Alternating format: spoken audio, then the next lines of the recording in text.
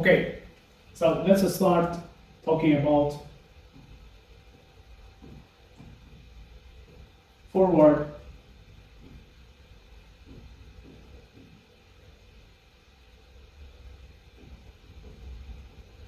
propagation and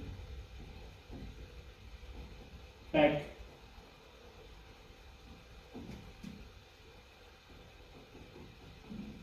propagation. That is what the backward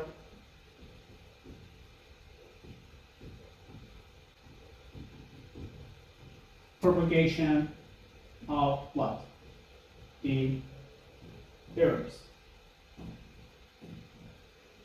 Okay, so we want to see in artificial intelligence that we use the deep learning.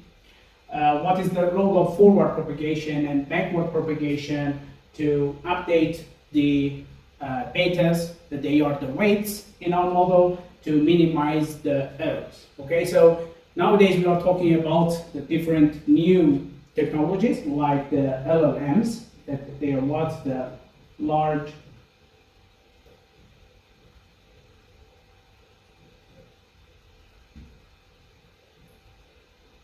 language models.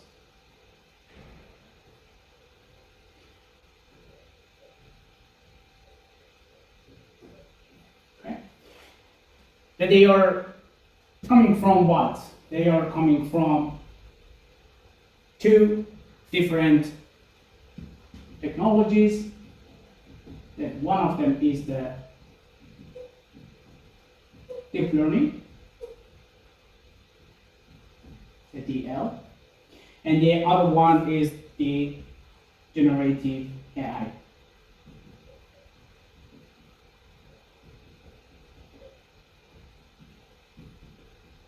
So if we have the generative AI like this, then the deep learning would be like this, and the large language models would be the intersection of these two. Okay. So we have the generative AI now, we have the deep learning, we already talked about the deep learning, especially in finance, and then we have the broader area that we call it the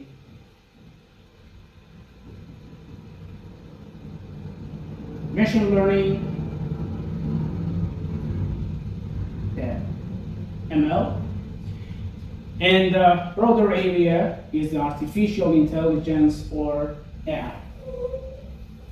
Okay. So we are going to talk in future about this large language model, so stay tuned. But by now we are talking about the deep learning and whatever we have as the methods that we can minimize the errors of our model by using some approaches similar to forward propagation and backward propagation of the errors. Okay, so the path that we want to go is from AI to machine learning to deep learning and generative AI, similar to what we have in Chat GPT. It is familiar for everyone. Nowadays it's very popular. And then the large language models or is LLMs. Okay. Of course, the core of our talk for today is the deep learning concept, so we are now focused more on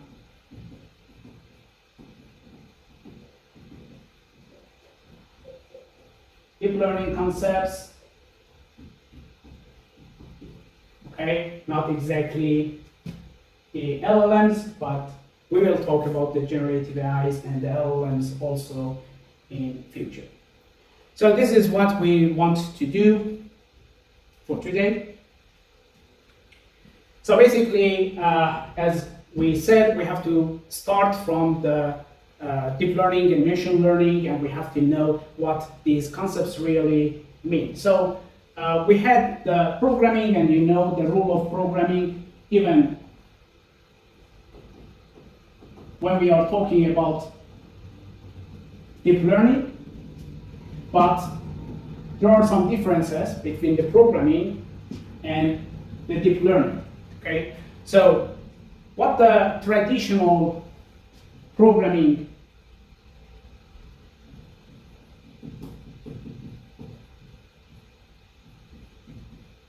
is really do in traditional programming, what we do is write the explicit code, okay, with some instructions, okay? So this write code have some instructions like if X, for example, happen, do Y, okay?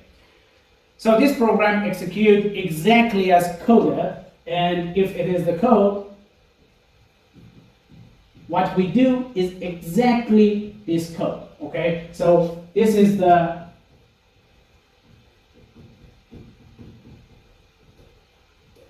traditional programming, okay? So in this traditional programming, what we actually do is ingesting the data, that this data is what? Is the input, and also we have to code, so we have to also give the program and receive what?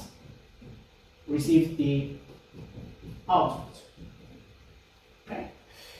This traditional programming with the data that might be the numbers, for example, when we are calculating something with the calculator. So if you imagine that we have a calculator, okay,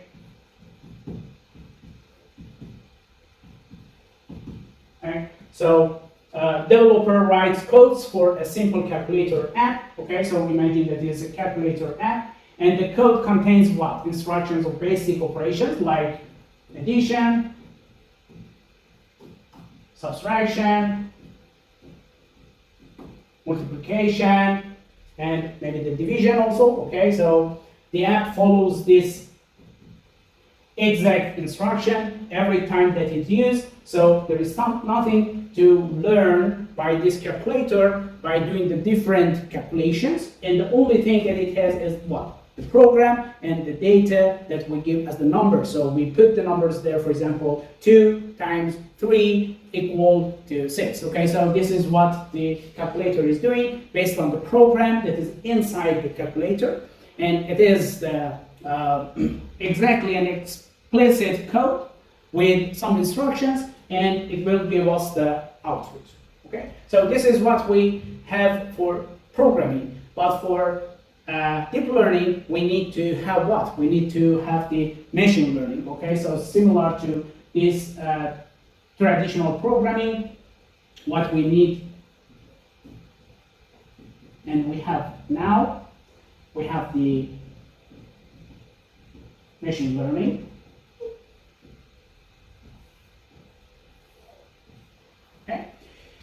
And for this machine learning, the situation might be a little bit different to that the traditional programming. Okay, so in the area of AI and the machine learning, we have what? We have again some inputs. Okay, the X as the input. Okay, that this X or input goes into a model. So there is a model here,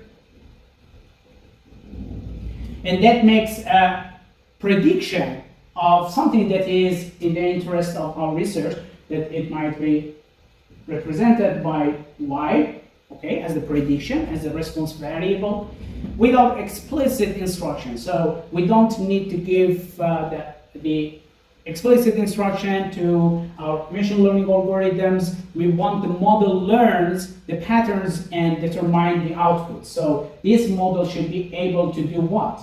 To learn. Okay? So learns patterns, and we want to determine what? Determines the output. And the output, in our case, we can represent it with y, okay? So how we can do it and how we can give this power to this machine learning algorithm to learn, it is like giving the machine learning the data again. So in this case, it's not different with the programming. So this is the data as the input again that we ingest into this machine learning algorithm. And then we give it the sense of what might expected with this data, what would be the output of this data also. So this is the output that we can also give this machine learning algorithm to compare it with whatever it can produce and whatever is the actual output. So when it compare this output that it can calculate by the algorithm, and then it can compare it with the output that is the real output from the work, then it can compare it and we can calculate something that we call it error, okay? And that error can help us to improve this algorithm because we want to minimize this error, so we can go and see what we have in our toolbox, the mathematical toolbox, to calculate something like minimizing this error by some of those tools, okay? And finally, this machine learning will give us a program or will give the computer the program, and that computer can solve the problems for us, okay? So similar to what we have in finance, and you could see some of the applications of the machine learning before in our before classes about the online banking, okay? One example, for example, could be for this program that we can get from the machine learning, the online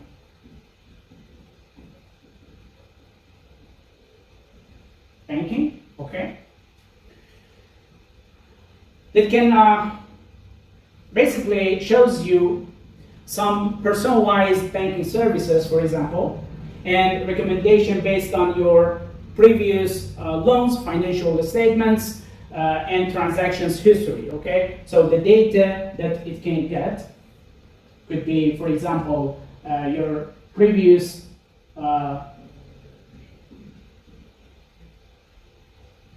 borrowings, okay? It could be your loans. It could be your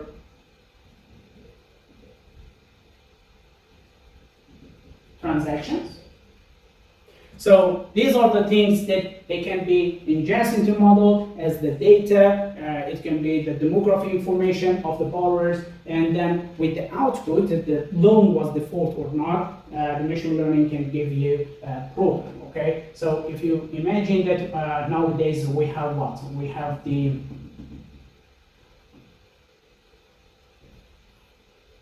computers that they can help, okay, to do what? To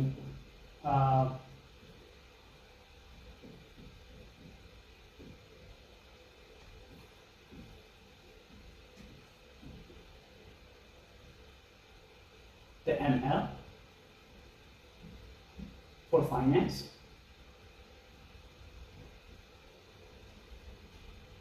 Then you might be able to do the things much easier, but also there are always some bugs there. So something that you have to take care if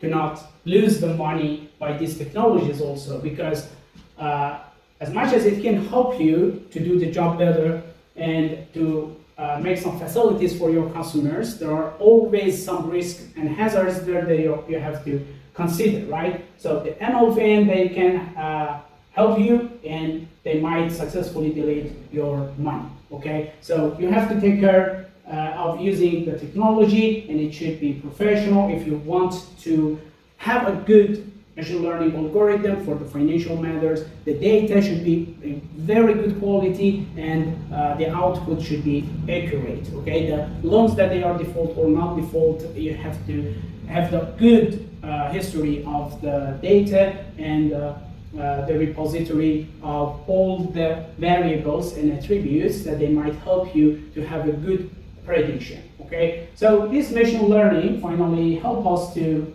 have the deep learning models, okay? And the deep learning example is like what? A self-driving car, for example, that detects the pedestrians, the traffic signs, okay? So imagine that we have a self-driving car, and it can identify the colors of the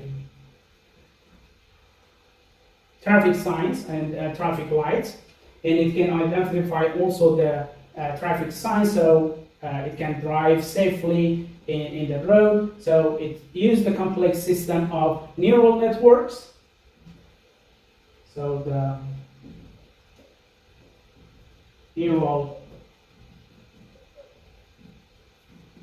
network, okay, and it makes real-time decisions to safely navigate the road, okay? So imagine that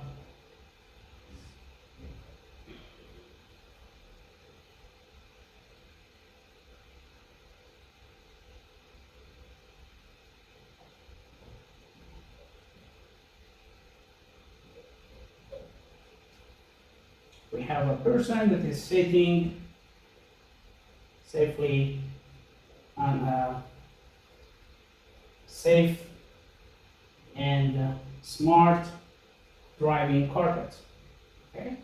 And it can identify all the things that they are here, like the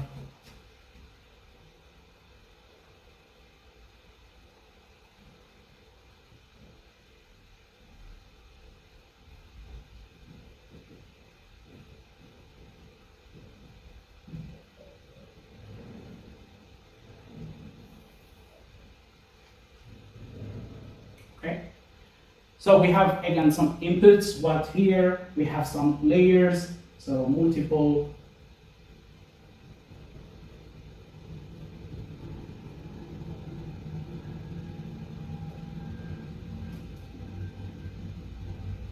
hidden layers here, and it's more complex and capable of handling the advanced tasks, okay, like the NLP,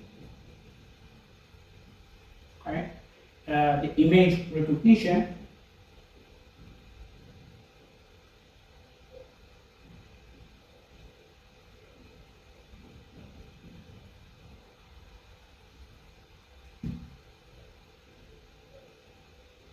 LLMs, so on and so forth. So what we have here, we have some inputs, as we could see also before. So we have some nodes here, hidden layers, and finally one output, and all of them are connected.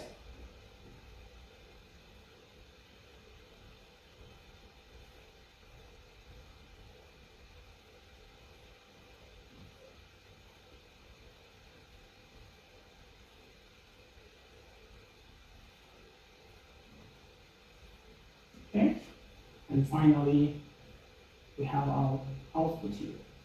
Okay, so this is the input layer,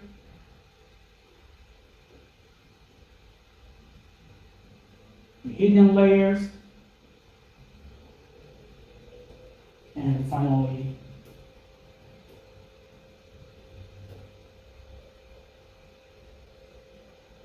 the output layer. Okay. So this is the difference between the programming and the deep learning, and you can see how these models works and how we could get to the better prediction of the response variable or the goal of our research or the target variable by implementing some more complex models, by using more computational power. So we can expect that the programs and the programming need less computational power, but when we get to deep learning, the deep learning for sure it needs more computational power, and the algorithms that we apply, they are computationally expensive. Most of the time they are computationally expensive for NLP, for image recognitions, for LLMs. We have the huge models, and these models, they need the computational power. Okay. So we want to see how these deep learning models are working, okay? So we are going to talk about the forward propagation and the backward propagation. Okay, this is a method that we can apply for calculating the gradients to minimize the loss or that error that we have in the model by comparing the true values and the predicted values, okay? So first of all, what we need to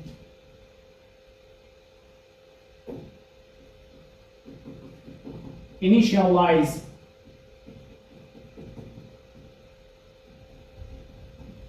of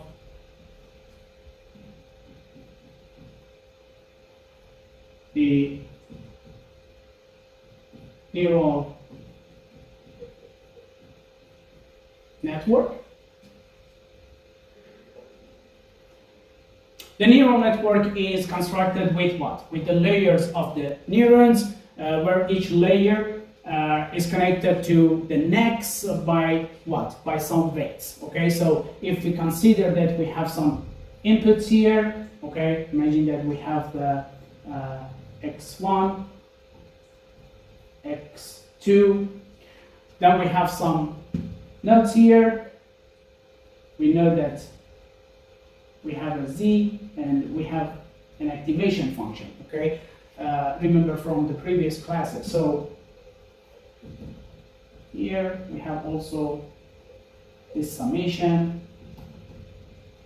function and also the activation function. So this could be one layer. We can have another one also here with more nodes. So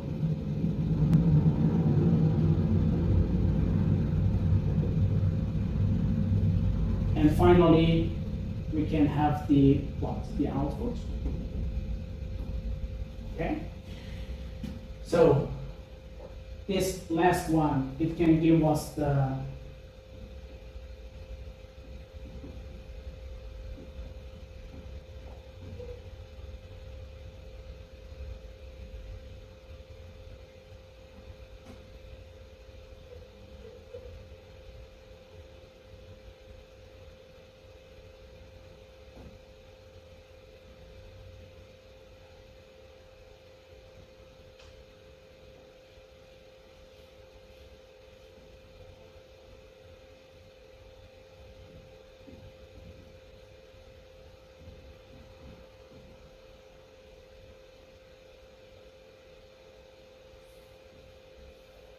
can give us the prediction, okay? And then we have what? We have the connections, and these connections, they have some weights, right? The W1, if this is the first, it can be W11, okay?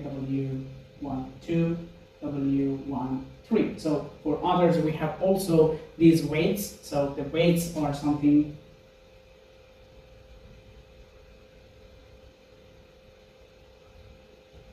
important here, right? So we have also the connections here. We have another set of weights here that we can represent them with some matrices of the weights. And finally, they will give us this aggregation, and we can predict the y as the y hat or y prime, and we can compare it with the y that is what? The true value. Okay? So by comparing these two, what we will have is the loss, that we call it the loss function. Okay?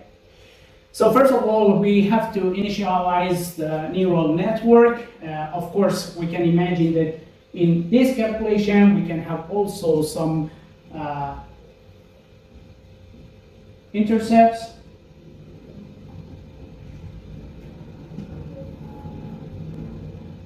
Or some biases. Also for this one. Okay. So these biases can be also considered for each layer. So we know that these are the hidden layers. This is our input, and this is our output. Okay,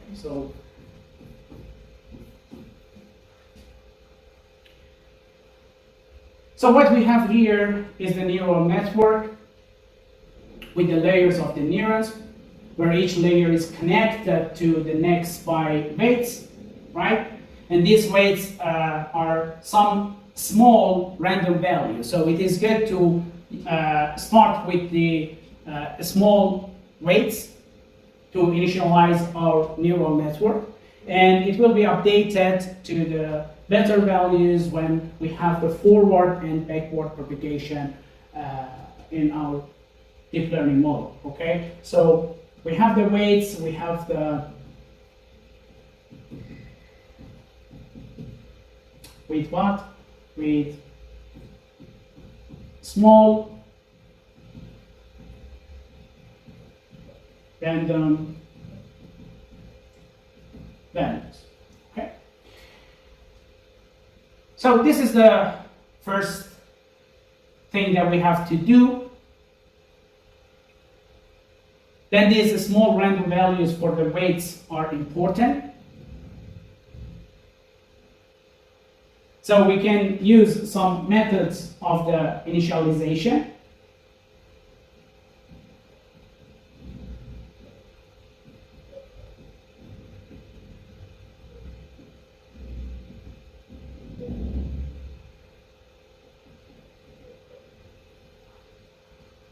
For the first weights, okay?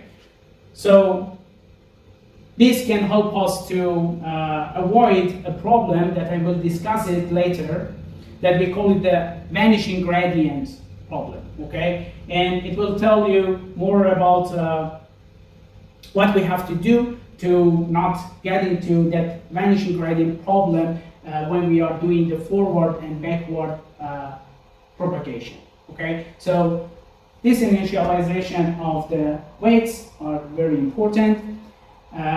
What we have next, so if we say initialization of the weights as number 2, then we have some activation functions here, okay? So the activation function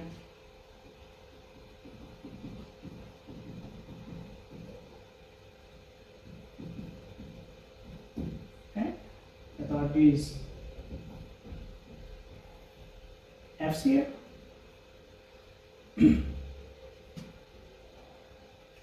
So this weighted sum that we have here with the weights and the x's, they pass through an activation function, right? These activation functions could be like what, as we discussed before. It could be ReLU, it could be Sigmoid, etc. And they introduce to the model what? The nonlinearity, and they enable the network to learn the complex patterns. So they will give the model this ability to identify the nonlinearity patterns into our data, and most of the models that we have in the real world, and we want to apply for the real stochastic process that we can see in the world, they are not linear, right? So we need something here to identify these complex patterns. And this activation function, they can help us to enable the network to learn these complex patterns, okay? So these activation functions, if we call this to 1, it will be number 3, okay, that we have to think about it. So let's talk first about the forward propagation. So when we move forward through this model, we have the forward propagation. So this is the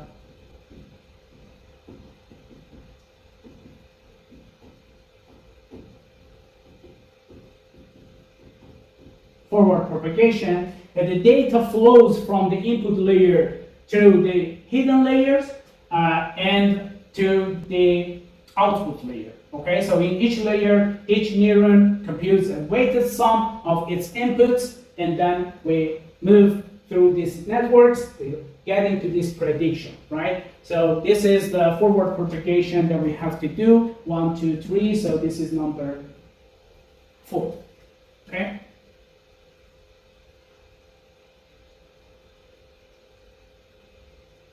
So when we get to this prediction, this process is repeated for each layer until reaching the output, okay, which provides the neural network's prediction, and this prediction is the output that we can get from this forward propagation and repeating all of these calculations, and we can compare it with the true values also.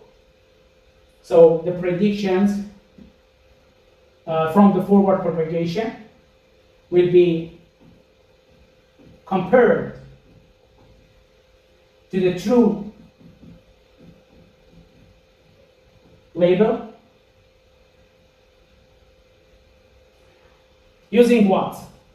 Using this loss function, okay, which quantifies the error. So we can calculate the error here by comparing this prediction with true value and with this loss function. Okay, so this is number 5. This could be mentioned as the number 6. And then we have what? From this loss function, we can provide a numerical value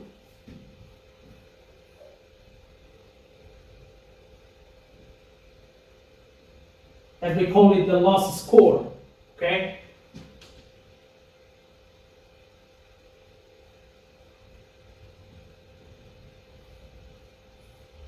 Okay.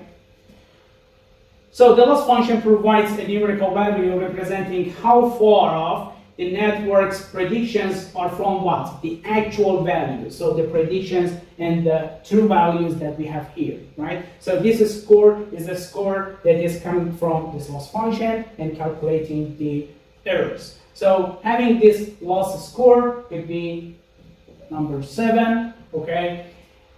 And then with this, we need to go back to our network to do what? It can help us to update these weights that we have here, and for updating these weights we need to have an optimizer, and we use the optimization methods to do what? To update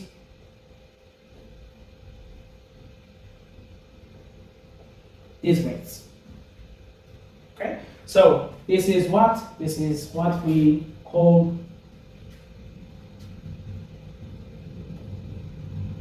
the backward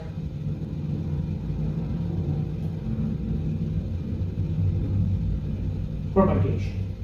Okay, so this process involves calculating what? The gradients. So the tools that we use from our mathematical box to do this backward propagation. We have to calculate the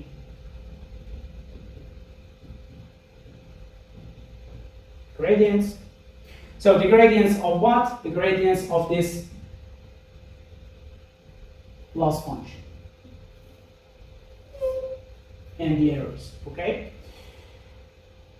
So the gradient of the loss function will be calculated with respect to what? With respect to these weights in the network, okay? And we start the output layer and moving backward to the input layer.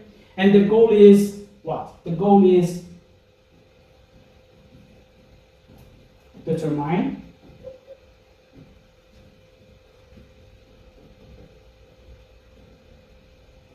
how much each weight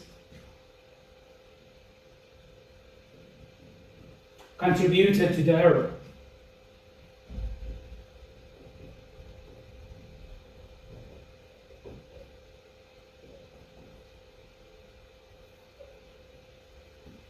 Okay, so we want to know how much each weight contributes to this error and how we can update it that the model give us a better prediction very close to the true value. Okay, so it was number 7, so we can say this is number 8. Okay, and then what we need is to repeat the process. Okay, so we need some iterative process until the loss function will be minimized, right? So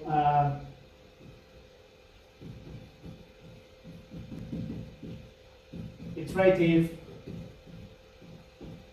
process, okay? So it should be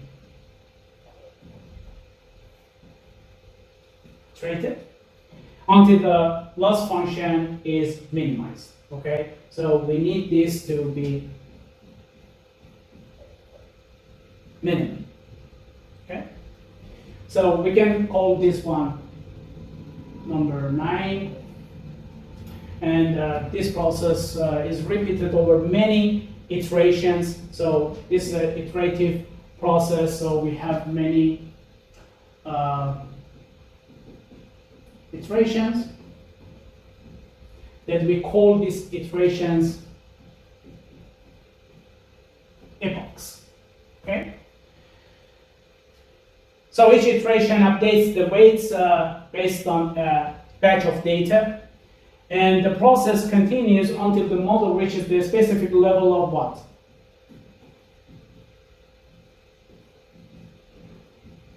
Accuracy. Okay, so we have a measure for this accuracy, and we will do this repeat of the process and all calculations till we get to the good accuracy. Okay, so 9 different steps that we can go through them to have a good neural network. Okay, so we have this x's, we have the weights. So we can say that this W as the matrix of the weights times the x plus, we can consider also the bias here. Okay, so this is how we calculate z, and then we will apply what? We will apply the activation function. It could be, for example, the ReLU. For the minus or negative values, it could be the 0, and for the positive ones, it could be similar to the true value. Okay, so this is what we can do to have a neural network, and this is the forward propagation, and this is the backward propagation. So now we know that how we initialize the neural network with some small random values of the weights, and then with the activation function with all this calculation of the loss score, and by using optimizer we can update the weights somehow to have a good model.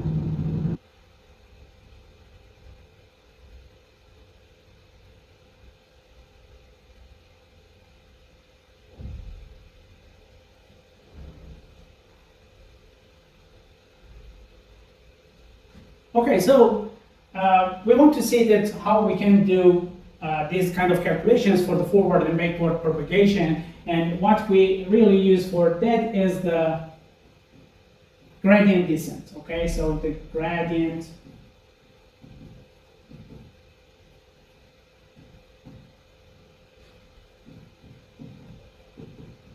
descent. We have the 9 steps before, so we can call this one as step 10. So once the gradients are calculated, they are used to update the weights in the opposite directions. So we have the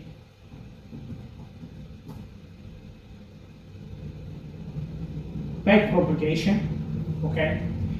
So the opposite direction of the gradient, so we call it like descent. So this is the reason that we call this method as the gradient descent, okay? So we need to do it for what? To minimize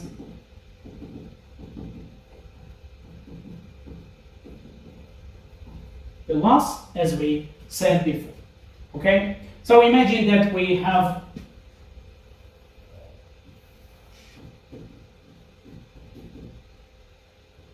this theta 1 and the loss function as a j. So if we have this shape of this graph, we are looking for what? The minimum of this loss, okay? The minimum of the loss is happening here. So this is the final value that we are looking for. And how we can do it, we can start from here. So if it is the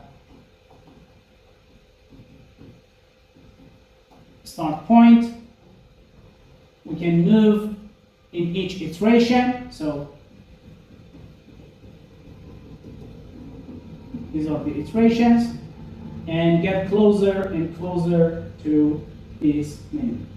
And when we are descending and we get closer to this minimum, we have to take the baby steps, not the long steps anymore, to not pass this minimum, okay? So we are looking for a convergence to happen at this point, okay? So there are different iterations here, iteration 1, 2, 3, 4, different iterations to get closer to this minimum. This is what we need to do. And how we can do it, we have to use the toolbox that we have in mathematics. So one of the tools that we can get from our toolbox is the chain rule, okay? The algorithm that computes the gradients for each layer, which tells you how much each weight, W's, should be adjusted, right? So we need to reduce the error, and we have to adjust these weights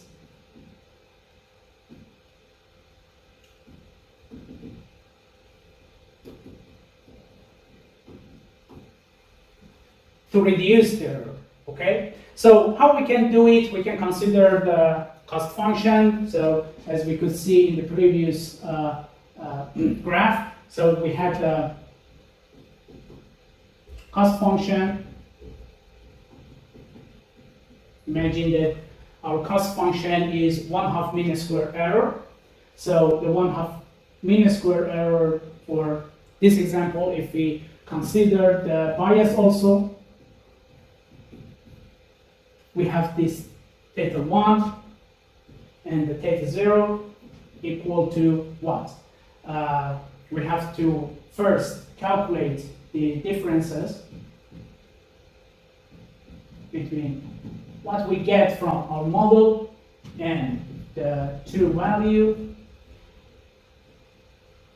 We have to make it as the positive measure, then the summation, okay? Imagine that we have from 1 to m, so it would be 1/2m if we want to calculate the 1/2 mean square error, okay? So the objective is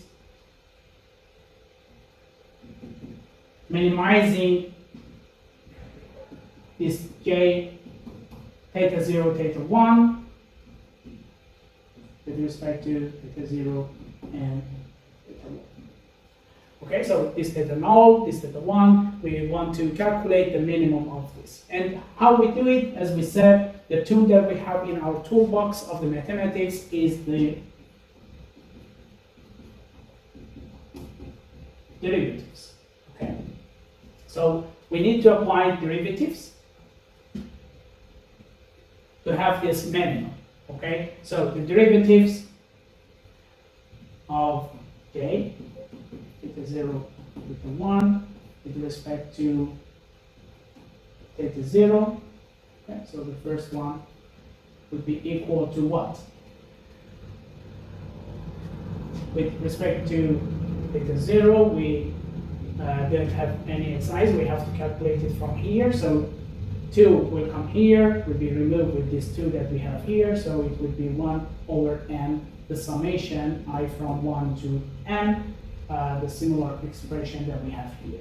Okay, so what we get from model minus what we have as the true value, and this would be the derivative with respect to theta 0. But we need to calculate the derivative also with respect to theta 1. So the derivative with respect to theta 1 of this j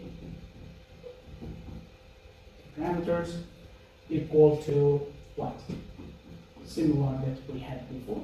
So derivative is similar, but this time we have one x that is contributed, so this x will be out and it will be here. Okay.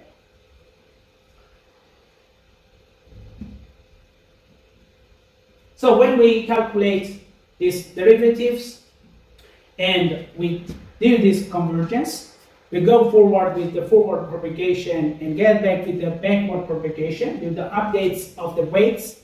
Then we will get to the good weights, matrix of the weights, and we need to calculate the new weights. Okay, so here we can also consider the learning rate and also the length of the steps in each iteration. Okay, so something that is important to consider here is the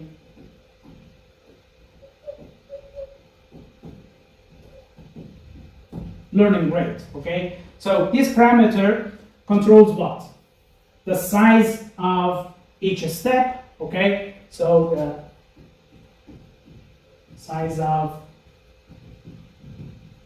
the steps taken during the gradient descent. Okay, so if we want to reduce the steps, if we want to increase the length of the steps, this learning rate can help us to do it. Okay, so it controls the size of each step taken during the gradient descent. So the smaller learning rate, okay, results in smaller steps. So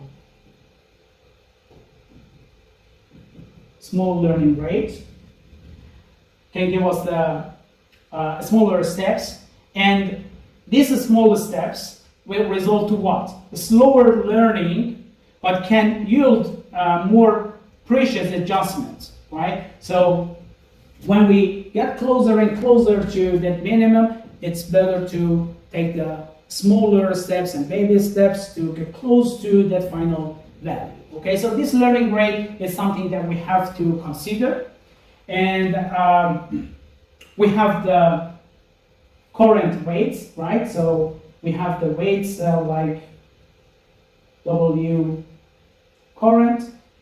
This is the weights, the initial weights that we consider first. And as we said, for the first step, it's better to get the small weights, very small weights. So we have these current weights, and then we want to adjust this current weight with what? With what we calculated here from our loss function. Okay, so the loss of the weights, and then we can multiply it to an eta. Okay, this eta is what? Is this learning rate. So it can control somehow the effect of these calculations of the gradients to calculate the new weight. So it will be equal to the new weight. So the new weight is equal to the weight current minus this eta as the learning rate to the loss that we calculated and the effect of the weights on our neural network. Okay? So this gradient of weights that we have here times the learning rate minus the current weight would be the new weight. So in each iteration, the weights are updated by subtracting the gradient scaled by this learning rate. Okay? So here the current weights are updated with learning rate, right? So this eta will help us to control the length of the steps, and the gradient of the weight, which is what? Which is the gradient of the loss function. Okay? The loss function that is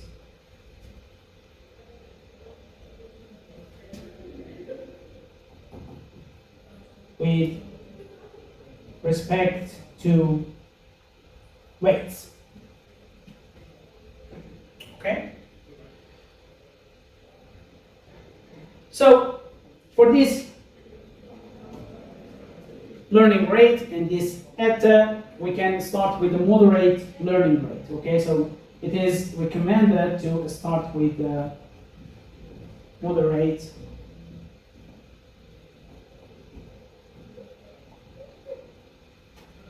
learning rate,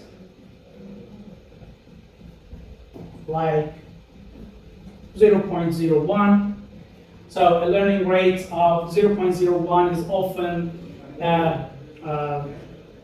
good start, a safe starting point, and it is small enough to avoid overshooting, but large enough to ensure reasonable convergence. Okay, so we can have reasonable convergence speed, but at the same time we will avoid the overshooting.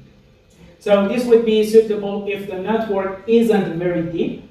Okay, so for not very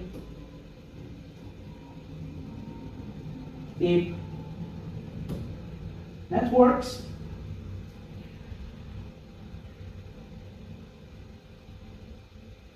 and if the data scale is not extreme, okay? But we can also use the adaptive learning rate. So the adaptive learning rate is also something that we can use. So you could start with, for example, 0.01 and gradually adjust it based on what? Based on the performance, okay? So the technique like learning rate decay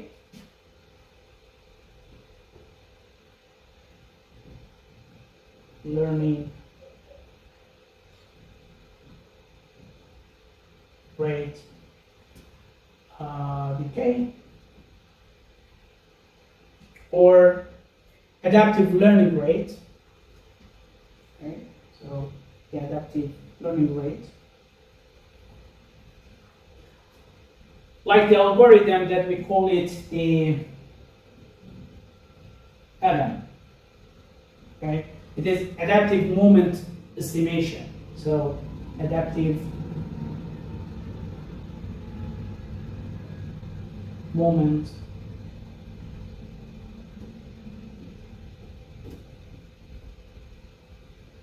estimation.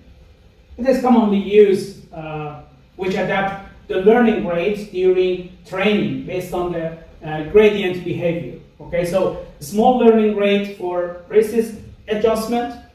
If you notice that the network is diverging okay? So reduce the learning rate to something like 0.001, okay? And this might be necessary if the calculation of the gradients are large, or as it allows for more precise adjustment. And if not, we can use the larger values for this eta in our formula. Okay? So by these kind of calculations, we can use the chain rule, we can use the cost function, we can use the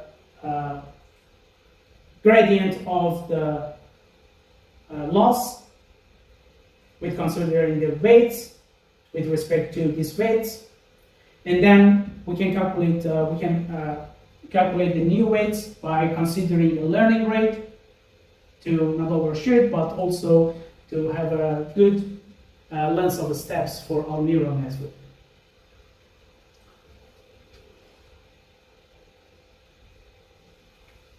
Okay. So that was the mathematical form behind of this backpropagation and the chain rule and the gradient descent that we want to use. Now it is time to go a little bit more deep into the mathematics and to see a very simple example that how the backpropagation is really working. Okay, so the backpropagation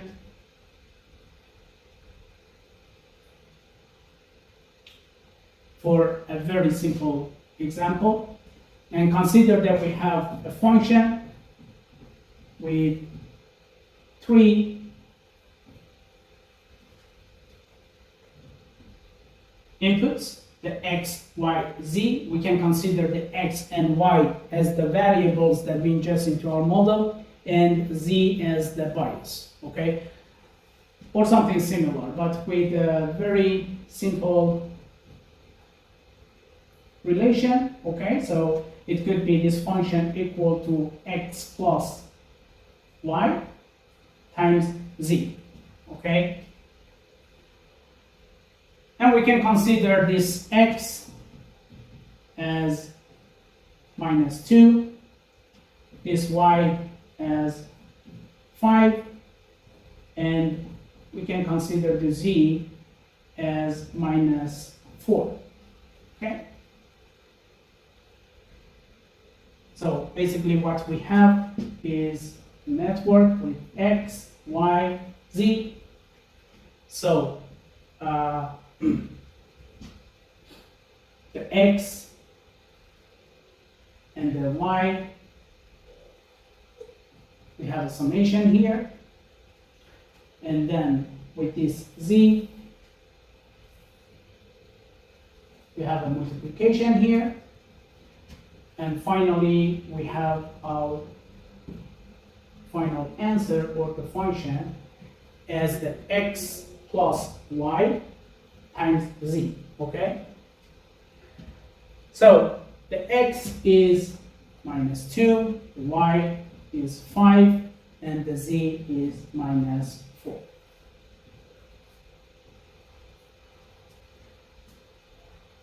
Okay? So if we do the calculation, 5 minus 2 would be, for example, here we can name it as q, so it would be 3. And then this 3 with -1, it would be, with -4, it would be -1, okay, as the f.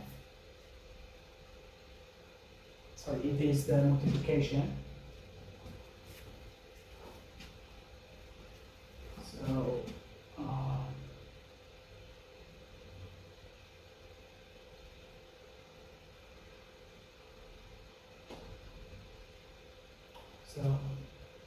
-12, as this is the multiplication. Okay. So for forward pass,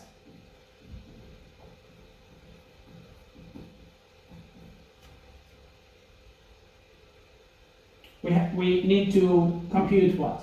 Compute the output.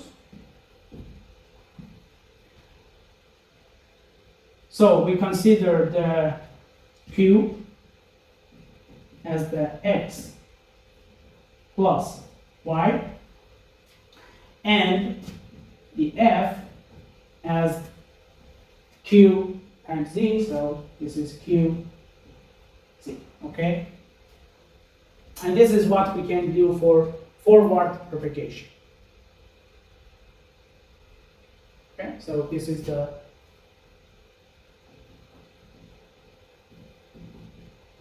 forward. Now we want to go back, so to do the back propagation. So the backward path, or this backward path, we need what? For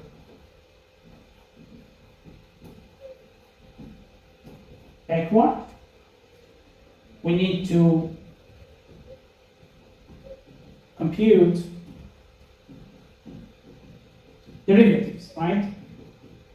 As we discussed before. So we need to compute the derivatives. So we need the derivative of f with respect to x. We need the derivative of f with respect to y. And we need the derivative of f with respect to z. Okay, so we need these three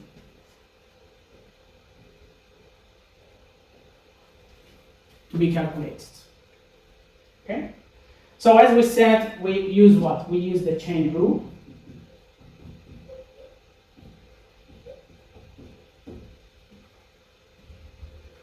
So for this base step, this one, we know that the derivative with respect to itself, it should be 1. Okay, so it's very simple to be calculated.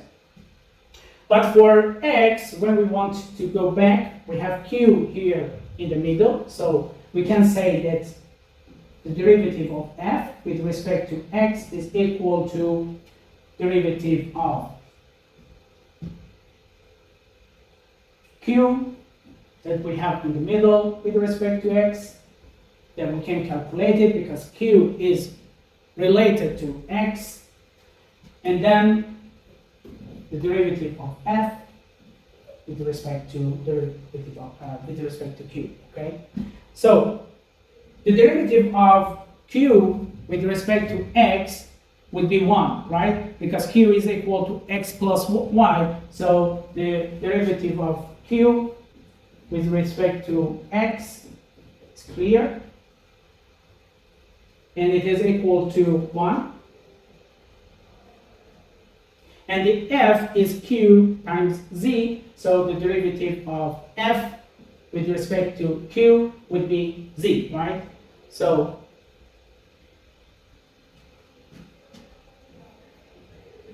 derivative of f,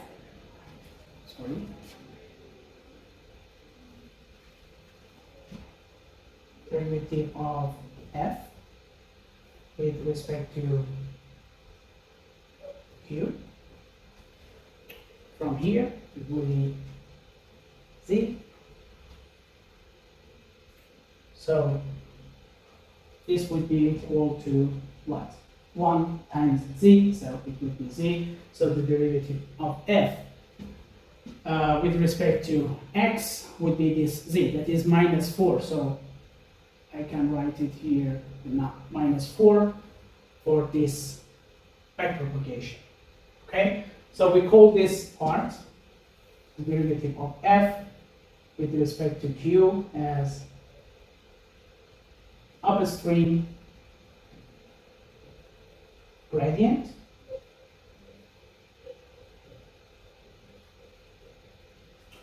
We call this one as the local gradient.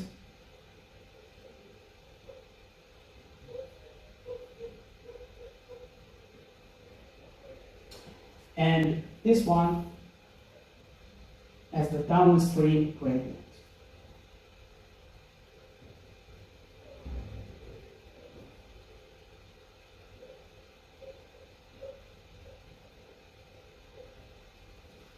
So backpropagation is recursive application of the chain rule, okay, along the computational graph to compute what? To compute the gradients of all inputs, okay? So we need to have these gradients of all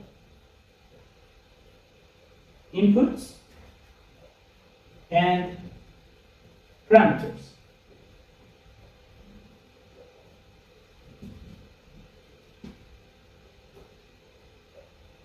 Okay?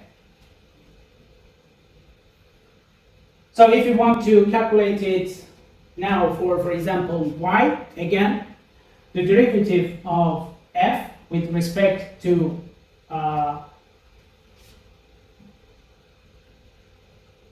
y would be what? Similar to what here, what we had for x would be equal to derivative of q with respect to y, and derivative of f with respect to q. Okay, so again, derivative of f with respect to q is z, and derivative of y with respect to derivative of q with respect to y would be 1. Okay, so for this one, it would be again equal to z, that is minus 4. Okay, and we can also calculate it for z. It will be the derivative of f with respect to what? With respect to z. So here, derivative of f with respect to z, that would be the q. Okay, so q here is 3, so this one would be 3 also. So you can see how we calculated the downstream gradients by using the local gradient and also the upstream gradient. And this is how the backpropagation is working with a very simple example. Okay?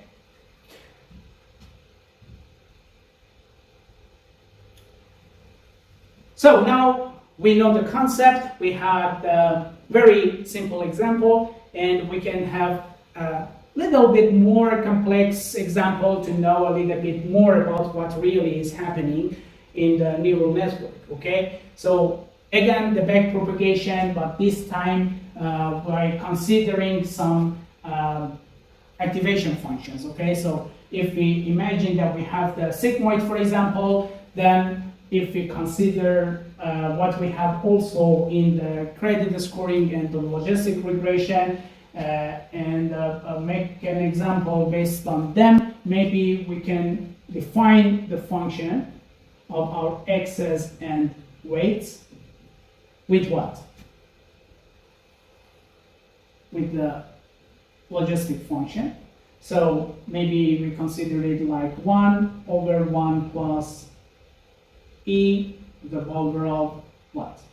The combination of the weights and x's, but very, very simple example. So w null, x null plus w1, x1. Okay, very simple example, right? So we want to consider the sigmoid and to see that what might happen for our neural network in forward and backward propagation, right? So we have what? We have the parameters here, like w null and w1. So we have also two inputs, the x null and x1. So 1 w0 here, x0 here, w1 here, x1 here. Okay? So first of all, we have what? We have a multiplication between the w null and x null, the x0, right? So the function that we have here is a multiplication for these two. And for w1 and x1, we have the similar thing.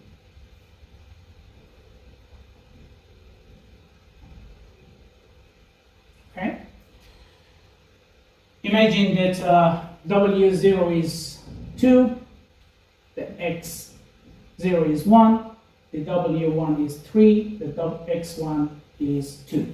Okay? So the output For the first one would be 2. For the second one would be 6. Okay? And then we have a summation here, right? So we have to do a summation, right? And the summation will give us what?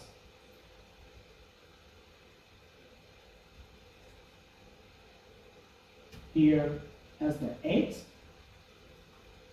Okay.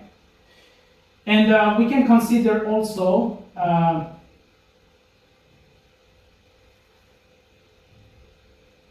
bias. We call it W2.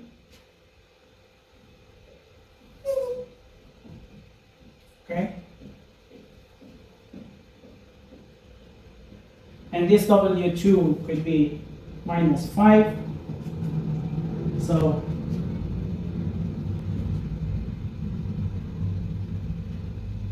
let's say our neural network have bias. So we add also this bias.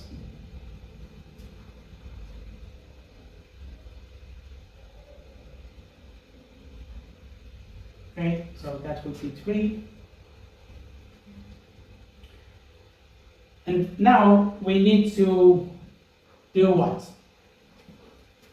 Let me add it also here as the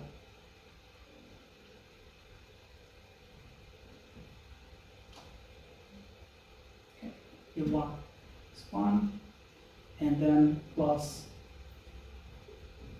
W2. Okay, and now we have this minus here, right? So it should be multiplied to -1.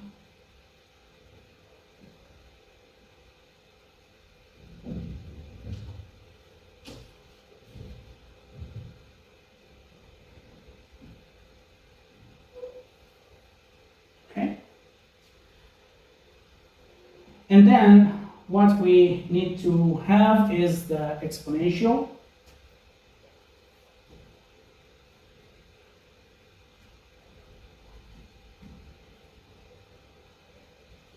Then what we have is +1.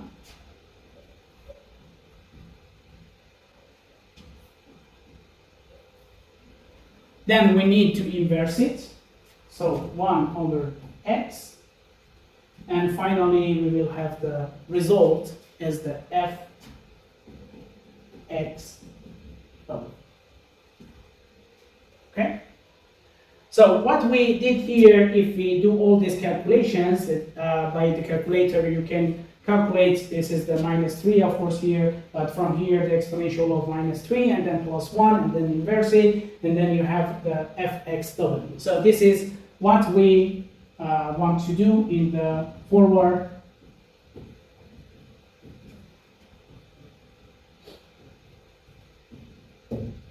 propagation. Okay, so this is the forward one. It's very simple because there are some simple calculation, but from the opposite side, that if we want to do the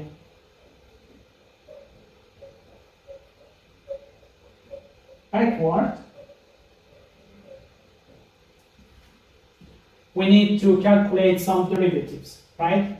So the base case that is at the end of this line of calculation will give us the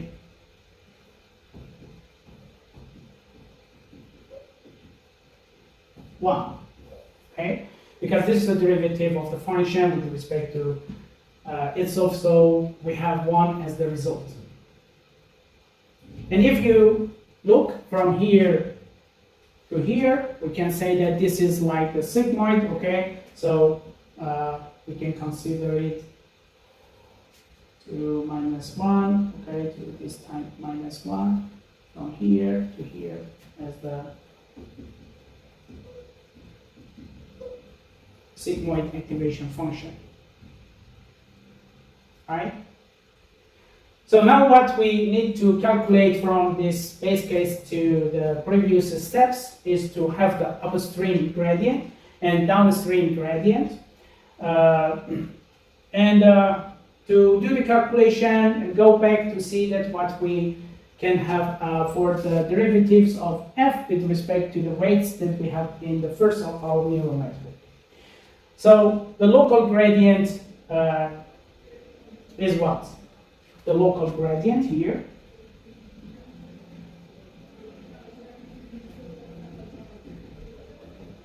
is the derivative of this 1 over x with respect to x. Okay? So it would be minus 1 over x squared. Right? So we can consider this as the upstream, this one as the downstream. So the local gradient will be calculated like this, with the upstream gradient and downstream gradient. And for the previous one, the local gradient is the derivative with respect to x of x plus 1. That is 1. Okay? So again, what we calculated here from this one would be considered as the upstream gradient.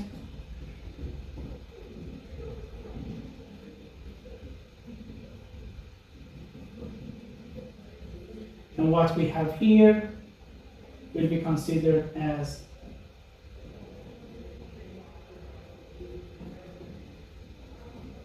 downstream gradient.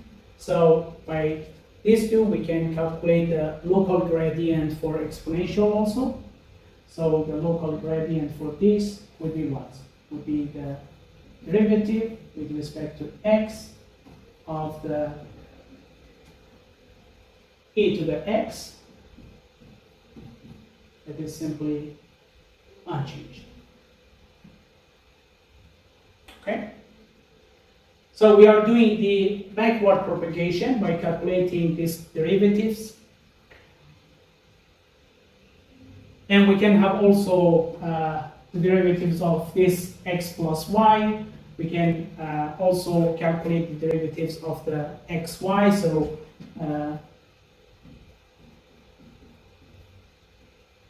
with respect to the derivative of xy, with respect to x would be y, and also the derivative of xy with respect to y would be x. Okay? So when we have the results here by doing this calculation in the forward propagation, then when we want to do the backward and compute the gradients, we use these derivatives. We have all of these x's, we have the upstream gradient, we have the downstream gradient, and we can calculate the next one. Again, the previous one would be the upstream gradient, the downstream gradient with the chain rule. We can calculate the derivative of the next one. So by using the chain rule and also by using this upstream gradient and downstream gradients, we can reach to the first part of our network, and we can calculate the derivatives of our function, the fxw, with respect to the w's and the x's. And we can consider this part as also the sigmoid function. So if we need to calculate the derivative of the sigmoid function, it is also possible. So it would be easier to have all of this as a function and use the derivative of the sigmoid function, right? So the sigmoid local gradient, let me write it here. So the sigmoid local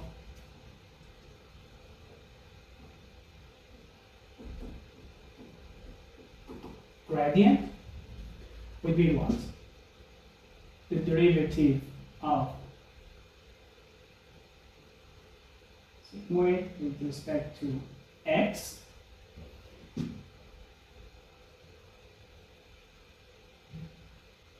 that is what?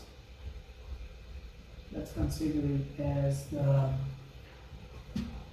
e minus x, 1 plus e minus x. Okay, so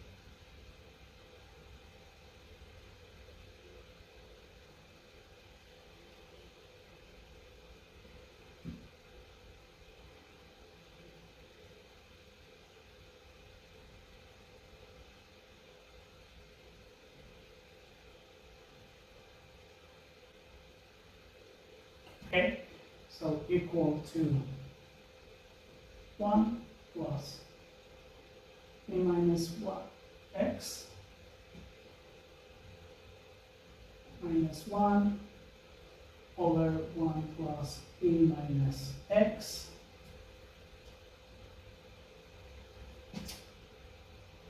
times what we have in the numerator, so 1 plus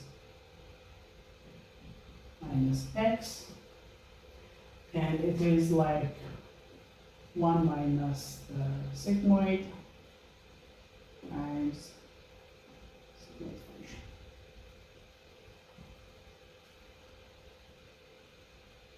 Okay. So equivalently, we can use this one instead of calculating the gradients with these upstream gradient and downstream gradients from this box that we have in this part.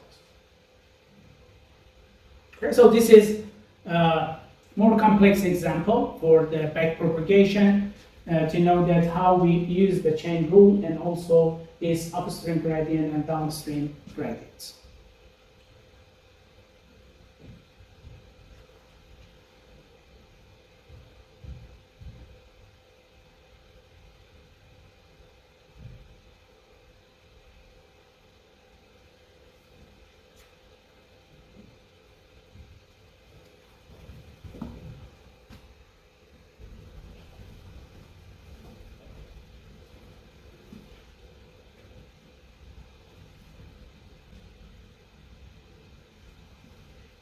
All right, so now we had two examples, and also we could see that how we use the chain rule and the derivatives to do the backpropagation. But now we want to see more in details the mathematics at the back of this backpropagation and how we can do the calculation and the math behind the backpropagation. Okay, so let's say more details.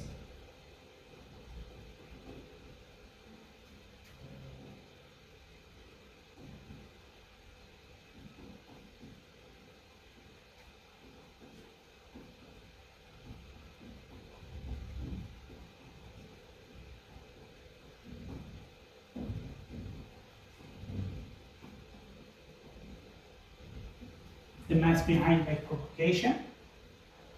So imagine that we have a neural network, and then in between we have some hidden layers, right? So one of the layers, we can call it the layer I. So in layer I, what I have is the AI and the activation function, the ZI. Then I have another layer, the layer J. So again, the AJ, the ZJ, okay? And from here to here, I have what? I have the weights, right? So W, J, I. And I have another layer here. So it can be the layer K. So again, the AK and ZK. Okay, so imagine that we have this. And from here to here also I have W, K, J. Okay? So this Z, or the activation function that we have here, is equal to a function of A, right? And we call it the activation function. Okay? So what we need first to calculate is the difference between Y and Y hat that is coming from our model. So the actual number and what we have from the model as the prediction. So this could be considered as a cost function. Okay, the difference between Y and Y hat. And then we need to calculate what? We need to calculate the derivatives of Y minus Y hat squared with respect to Wji, this first one. Okay, so this will give us these derivatives that we like to calculate it to know the changes in the weights of the first hidden layer. Is how much effective on the error or the cost function that we calculated from the first forward propagation. So we will need to calculate this, and if we want to do this, as we said, we have to use the chain rule, right? So it would be equal to what? The derivative of Y minus Y hat with respect to this AJ, and then the derivative of AJ with respect to WJI, okay, that we have here. So this is the chain rule that we can use to calculate this derivative, right? So for this one, the last statement that I have here, I know that the derivative of AJ, because the AJ is what? Is the combination of these weights from the previous layer to this Z that I had from the previous layer. So the AJ is like the summation of the W's times Z's, right? So this is the summation of WJI, ZI, okay?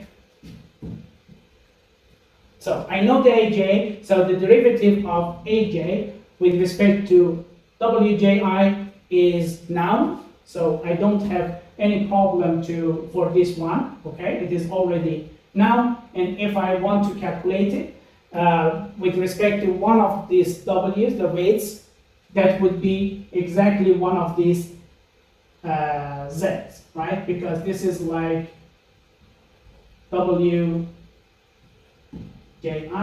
with similar JI, CI, plus the summation of the WJI, that the I, if we consider it as like I1, okay?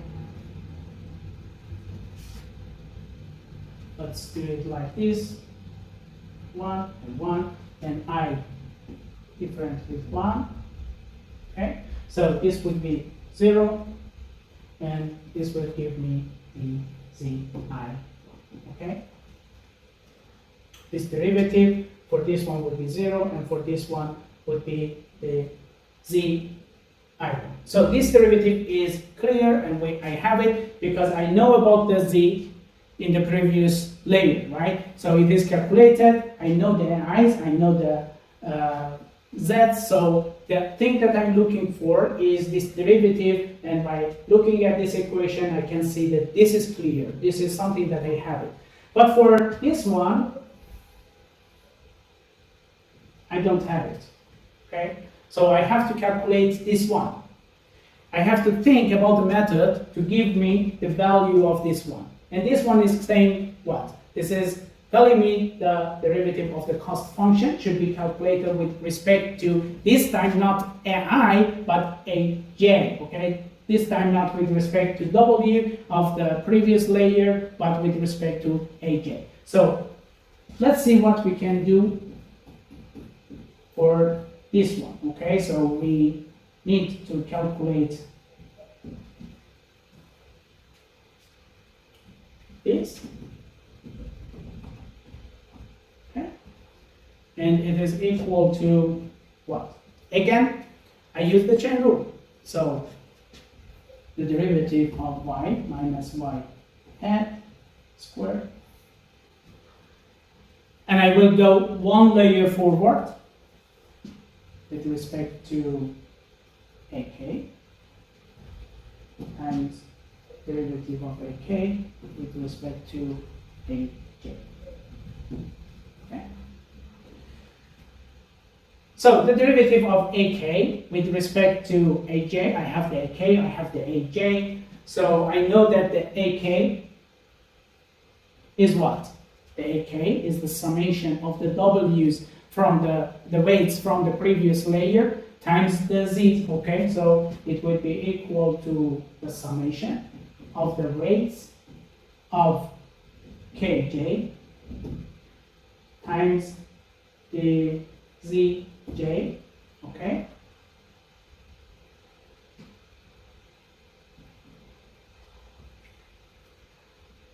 So this is the ak, and if I want to calculate the derivative, okay, so I want to calculate what? The derivative of ak with respect to aj, right? So I can again write this as this one again with the chain rule. The derivative of ak, because here I have z, right? So I want to write it like something that I can calculate the derivative. So because here I have z, so I will change it to derivative of ak with respect to zj times derivative of zj with respect to aj. Okay? Now, with this summation, the derivative of ak with respect to zj is now, right? It would be one of the weights. So, I already know this one. It would be the weight.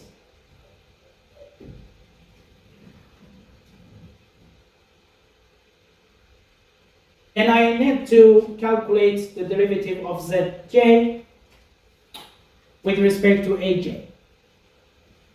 Okay, so I know that this is the activation function. So this one would be the derivative of activation function. Right? So this is what? This is the derivative of activation function.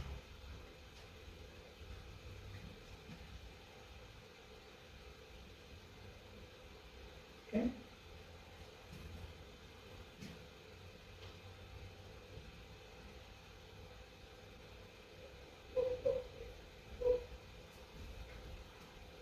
So the derivative of activation function is known. This w is known. Okay. So with these two, I have this one, the derivative of ak with respect to aj.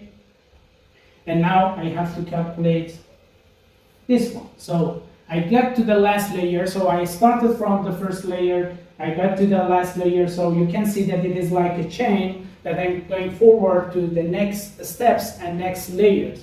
And when I get to this point, I know that for the last layer, I have like what? For the last layer, so remember this. Let me go to the next, turn your page, okay? So I was looking for, with respect to wji, okay, and it was equal to the derivative of y minus y hat with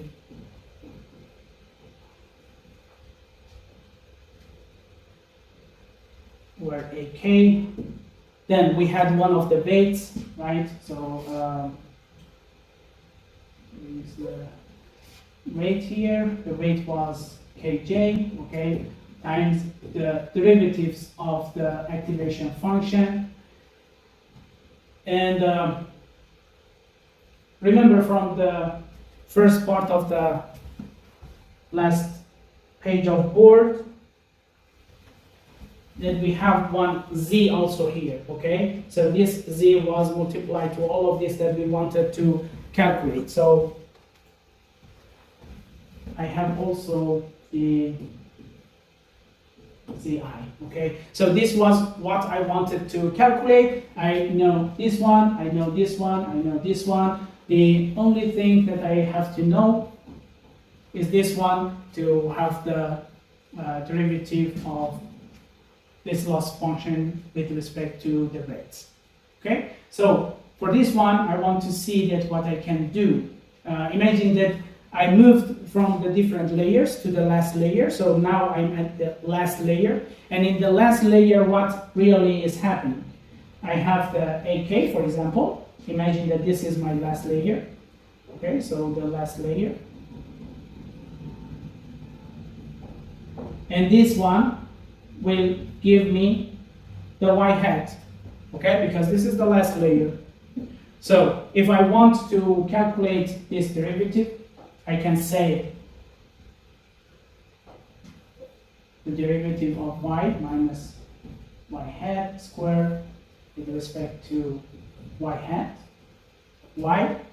Because this derivative that I'm calculating, the AK, is giving me exactly the response variable, the y hat. So I can replace it with the y hat, and now I have it. So I can calculate it like this, okay? And now this is now also, okay? So you could see that we started from the first layer.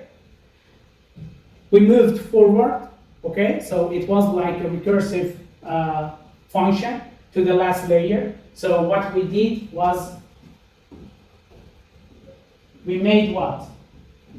We made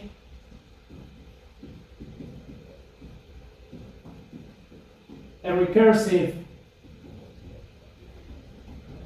function, okay, to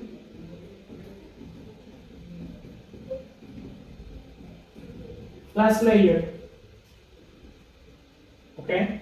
And in the last layer, I have the AK that is giving me exactly the y hat, so I can replace it and I can calculate the derivatives, and now I have the statement that was not clear for me, and I can do the multiplication, go to the previous layer, do the same thing for the previous layer, and I have all the derivatives that I need.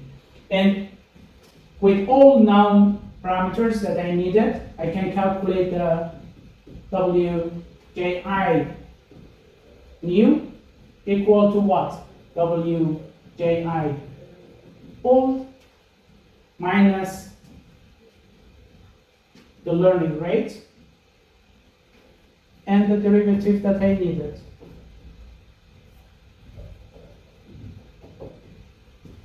Okay? This is now the learning rate. I know it. I know the W old, so I can calculate the new rate.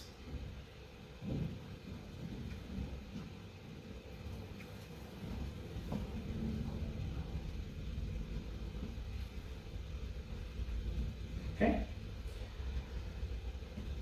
So remember that I talked about the problem of the vanishing gradient. So the vanishing gradient problem is something that we have to take care of this.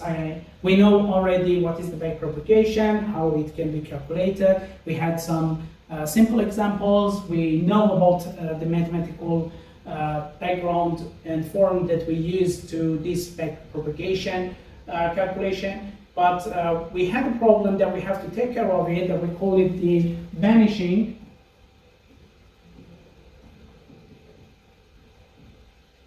gradient.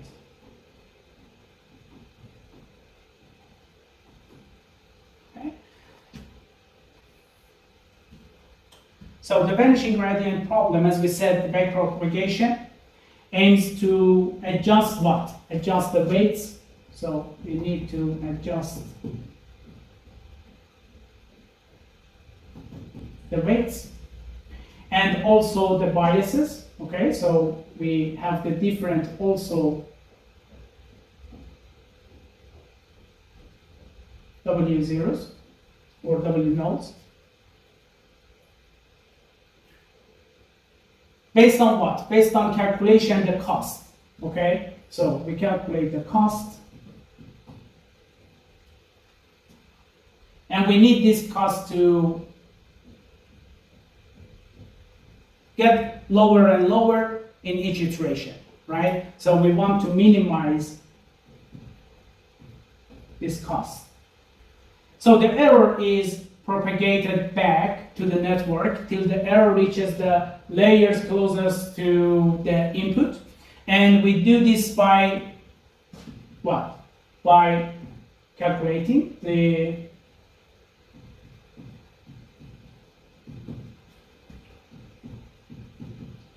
partial derivatives for the gradients, right? So what if the gradients become smaller as they backpropagate? Okay, so this is a question that we should take care of it, and what might happen if the gradients become so small? Okay, so that they are no weight updates in some initial layers anymore, okay? Because these gradients become so small, so we might not have the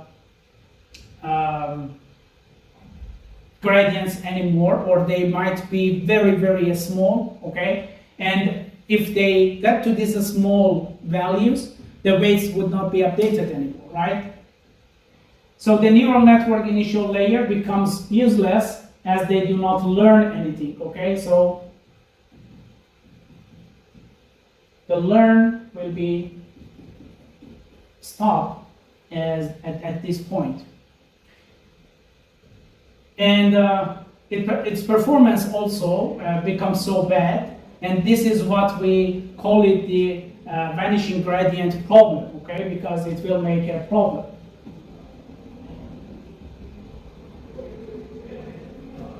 So the sigmoid function, imagine that we have a sigmoid function, okay? So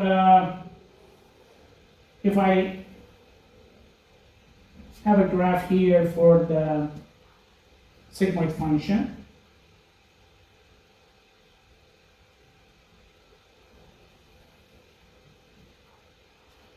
the derivative of this sigmoid function be something like this. So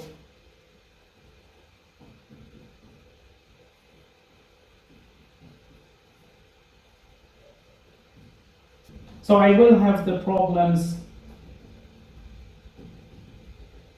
here, okay, that they are getting close to 0. So the gradient descent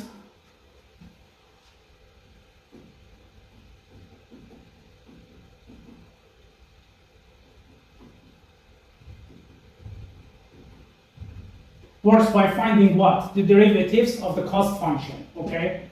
So the derivative of the cost function with respect to what? With respect to weights and the biases, as we said. So to do this, we use the chain rule.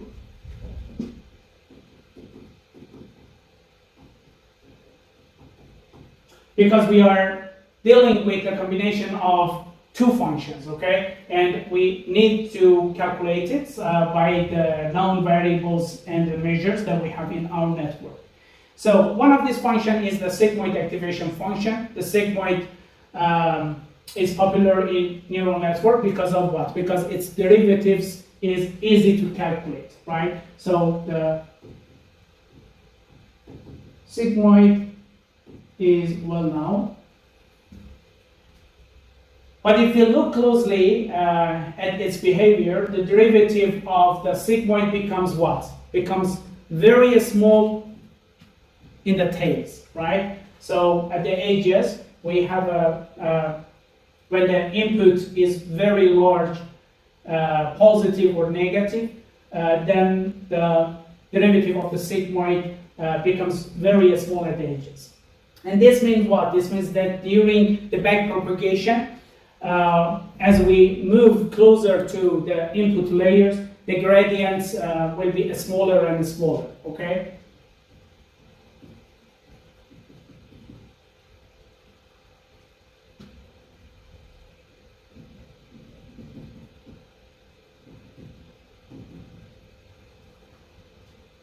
And it will make what? The vanishing gradient problem, right? So if you consider a recurrent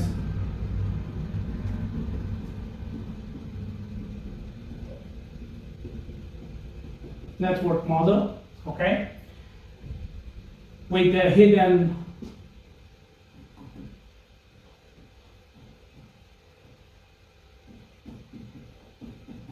states like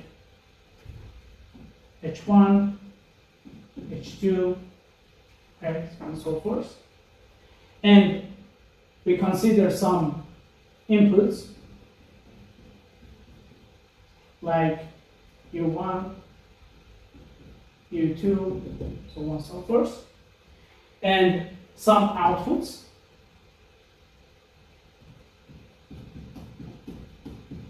like X1, X2, so on and so forth, okay? And we parameterize by the theta, for example. So the system that we have to consider with the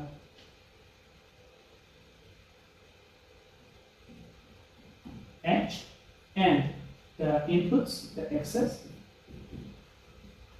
Okay, it could be like the function of the previous one, inputs, and the parameter. Okay, so often the output xt is a function of ht, right? And some xt could be like g ht, because in each layer that we are going forward, we have this relation. So the vanishing gradient problem already presents itself clearly when the xt be equal to ht. Okay? So we simplify our notation to a specific case, like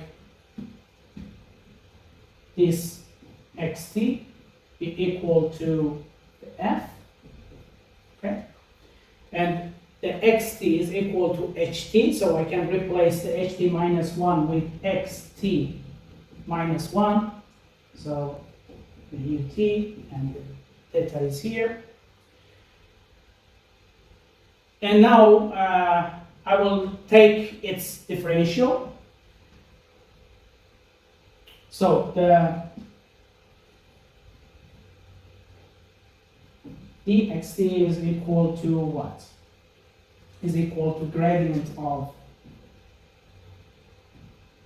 f xt minus 1 ut theta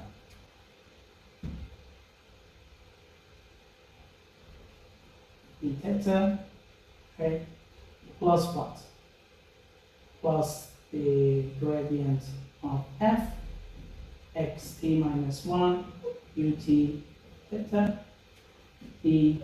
This time we have the theta, here we have the x, and it is t minus 1. Okay?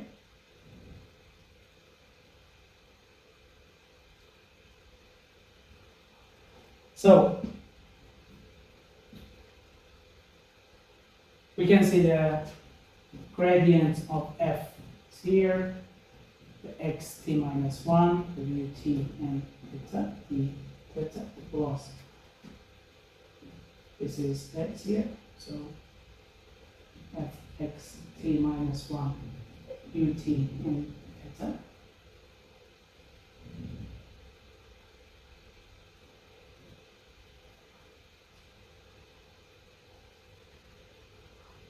And this dxt minus 1, similar to the xt that we had here, can be replaced with the gradient of the f.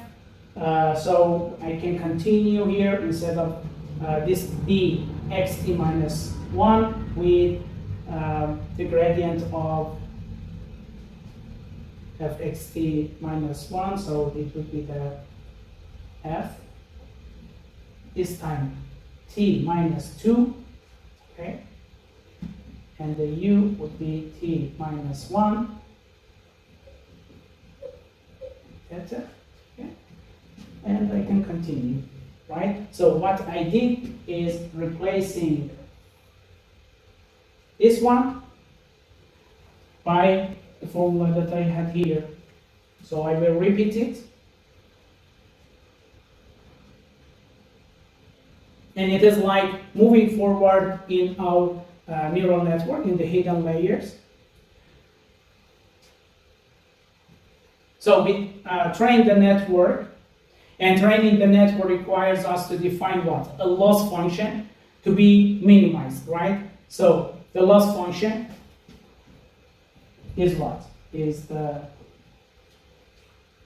xt and observations that we have the u1 till imagine ut. So if we consider it as the loss function, we want to minimize this loss function. So I need to calculate the of loss function. It would be the gradient of this loss function x, okay? And from here, I can put the rest. Minus 1 ut theta plus x t minus 1 ut theta, gradient of f x t minus 2 ut minus 1 theta. Okay.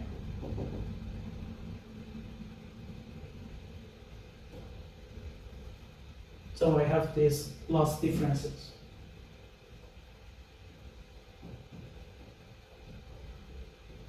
So the loss differential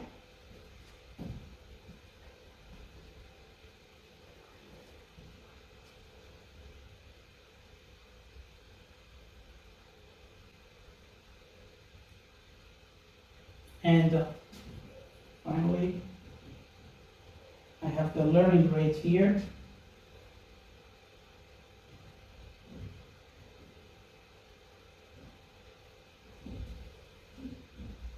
Is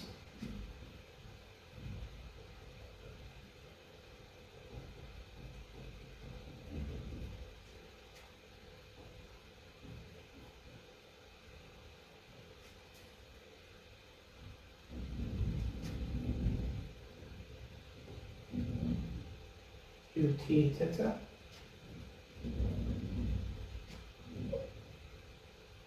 and the f xt minus 2, similar to what we had wrote before. Okay.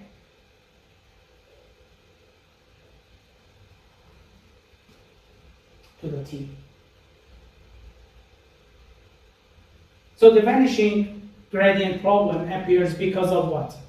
Because here in this formula, there are repeated multiplications of the form of these gradients, right? The gradients that we have here. And if these gradients are all small, okay, so that would be very, very small changes in the weights, and we can get to the point that these changes would be like almost zero, right? So this is what we call it the vanishing gradient problem.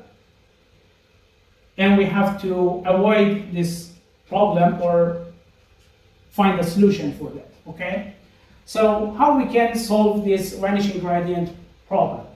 So we can use the Xavier initialization. So Xavier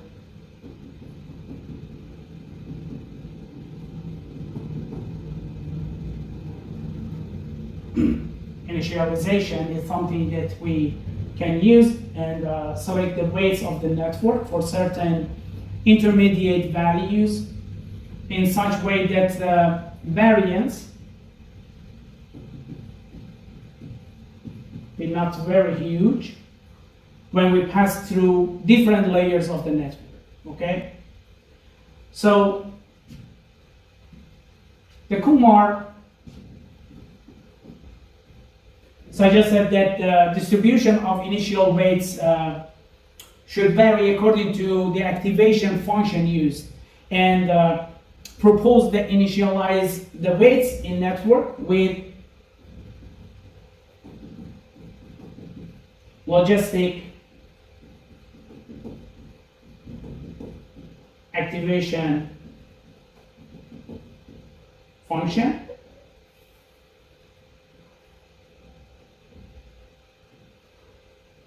to solve the problem, okay? And they consider the Gaussian distribution with the mean equal to 0 and the standard deviation equal to 3.6, okay, over the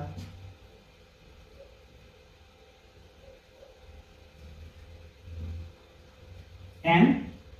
That is, n is the number of neurons, okay, in a layer. So in that layer that we are doing this is the number of neurons. Okay. In 2022, also, we had another suggestion that the gradients do not vanish if the mean of the initial weight is set according to a formula that was what? The maximum of -1 and -8 over n. Okay, that is, this n is again the number of the neurons in that layer. Okay,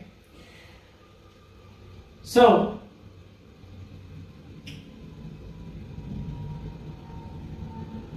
also we can use the different activation function, right? So this is one solution.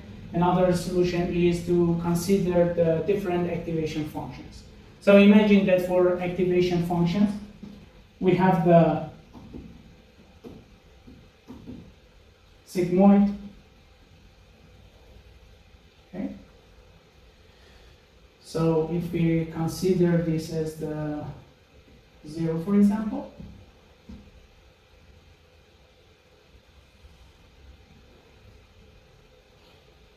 the activation function here would be what?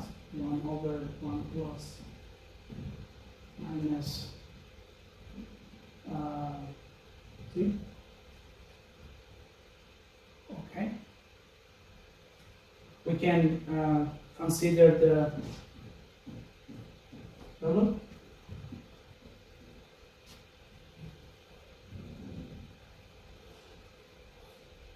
Like if it is 0, yes, okay. So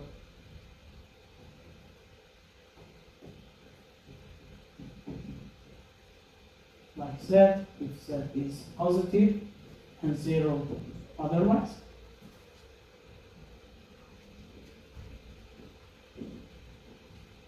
We can consider hyperbolic tangent, so we can something like this, or we can consider the activation function that can help us to solve this problem that we call the leaky ReLU. Okay, so the leaky ReLU, if this is the 0, this is starting from here and then here. Okay, so similar to ReLU, if it is positive, would be itself. But if it is negative, then you will not put it as 0. You will consider a very small number here times 0, okay, to give it a chance to stay in the network and avoiding the gradients to be close to 0. Okay, so actually this is when the z is negative, right? So this alpha is a small constant, so a small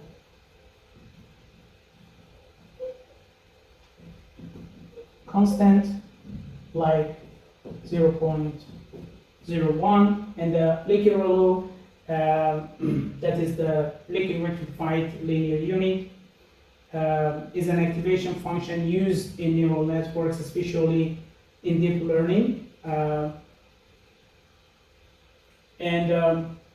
It is similar to the ReLU, so a variant of the ReLU function, activation function, and it allows what? A small non-zero gradient, so small non-zero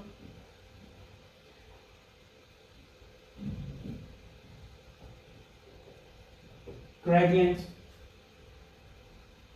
Okay, when the input is negative, it will give us a small non-zero gradient, and it helps us to address the issue of dying ReLU. Okay, so the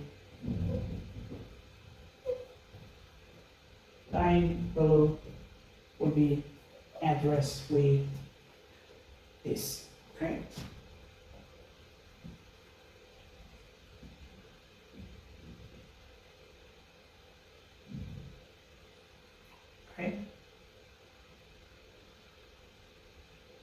The other method that we can use is the batch normalization.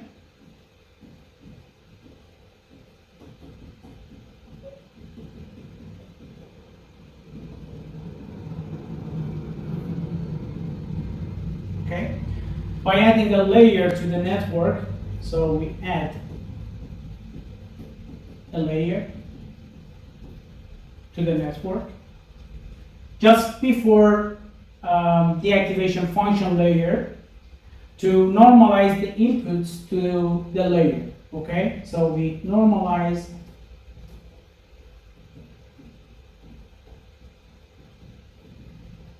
the inputs,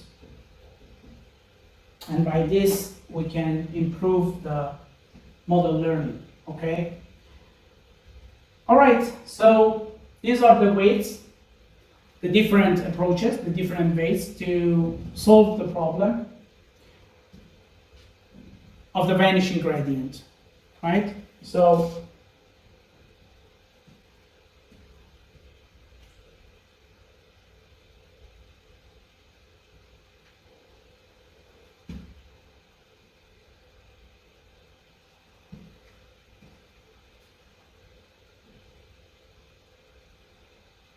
we can have an exercise.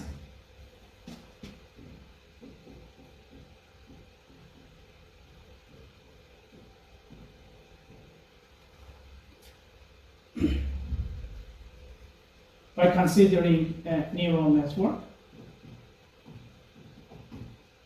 with the input layer of x with 3 x's, consider the numbers 2, 1, 3 for the inputs, and also the bias 1.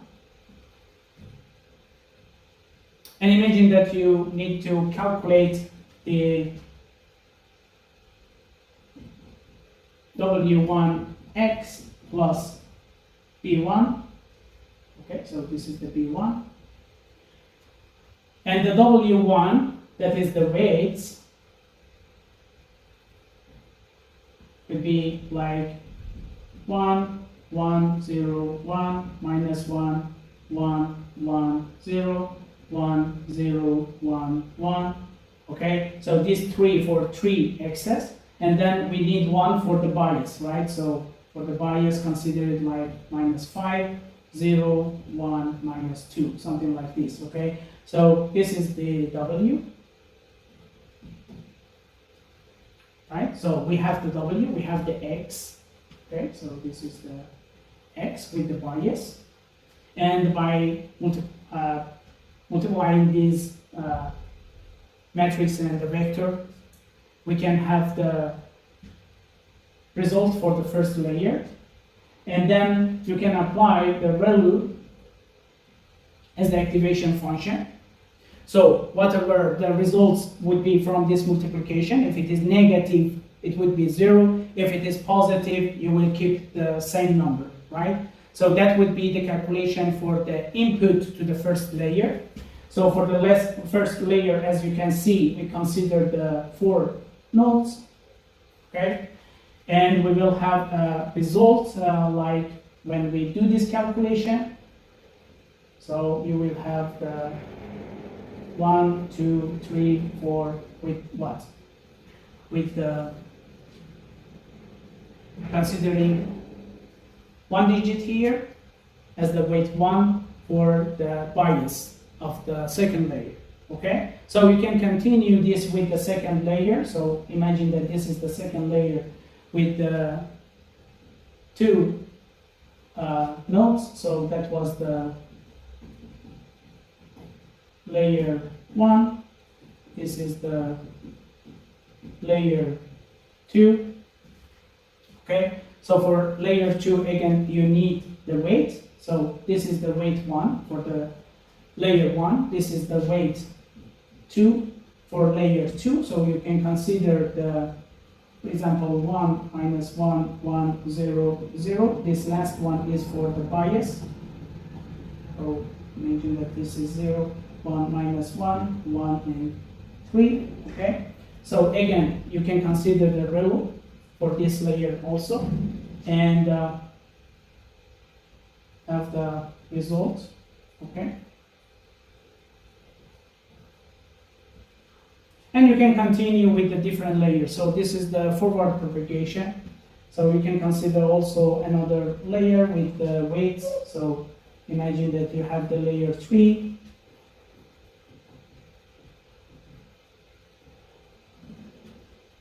With the 3 nodes, so the weights will be considered as 2, 0, minus 1. This one is also for the bias. So 0, 2, minus 5, 1, 1, 1, okay.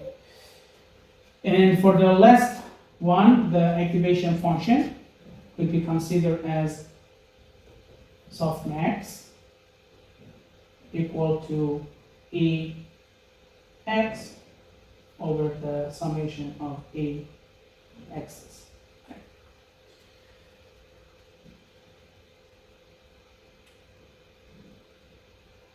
right? So this would be kind of like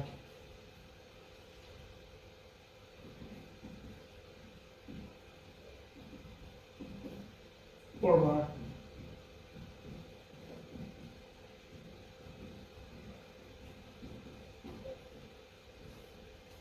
propagation. Okay.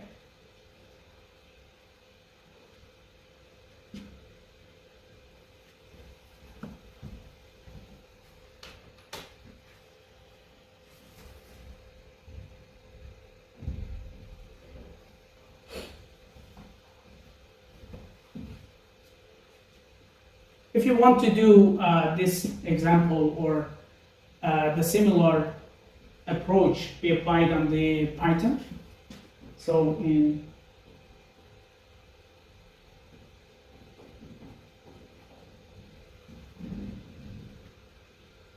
Python, we have the library of the TensorFlow, so we have to import the TensorFlow, okay? And then we have to make our model. So the model like TF dot cross, so we use the cross, then we use the sequential, okay? And then we, because this is a sequential model, right? We have the different hidden layers and we do the calculation like a sequence. And here we have the hyperparameters, so we can define these hyperparameters like TF, okay, the cross, okay, so for the different layers. And then we use the dense, okay, and hyperparameters would be defined here.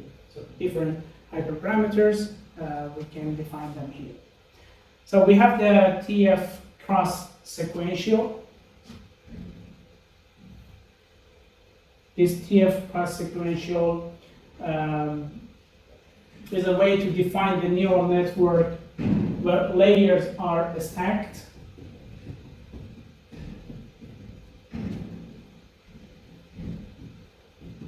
Sequentially,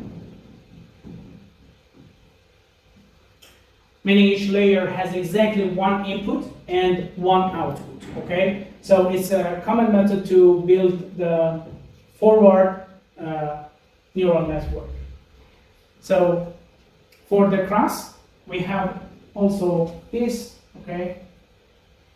The TF cross layers dense. So this creates what? The fully connected or dense, so the fully connected, that we call it dense. So this is a fully connected layer where each neuron in the layer is connected to every neuron in the previous layer. Okay, so all the neurons that we have here is connected to all of the neurons that we have in the previous layer. So we call it the fully connected or the dense. Okay, so this is why we have the dense here in class. And the layers neurons compute what? Weighted sum of weighted sum of their inputs. Okay, apply an activation function, of course. Okay, so we have to define also here as a hyperparameter what? The activation function. Okay.